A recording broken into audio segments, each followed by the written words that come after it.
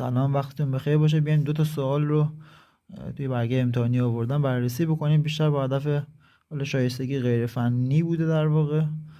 یه سوال این بوده وقتی وارد اتاقی میشیم که دیگران هستن چطوری وارد بشیم. یکی دیگه سوال این بوده هدفتون واسه هفته بعد و این ماه چیه. حالا البته نمره این سوال نداشته، اون سوال هم نیم نمره بیشتر نداشته. حالا پاسخ‌ها رو بررسی میکنیم. جالب بوده. یکی خب اینجا گفته با احترام، بعد هدفش هم انتخاب کرده مرور تمامی درس ها و تمرین های حالا کارگاهی. نفر بعدی پاسخ داده خب دوباره با احترام وارد میشیم، در میزنیم. یه پاسخ جالب داده، میگه اگه حالا اجازه داد وارد اتاق میشیم. و هدفش هم این بوده که بیشتر درس بخونه و برنامه ریزی داشته باشه. نفر بعدی که یه مقدار بیشتر هم نوشته، قسمت بالاتر رو هم بیشتر توضیح داده.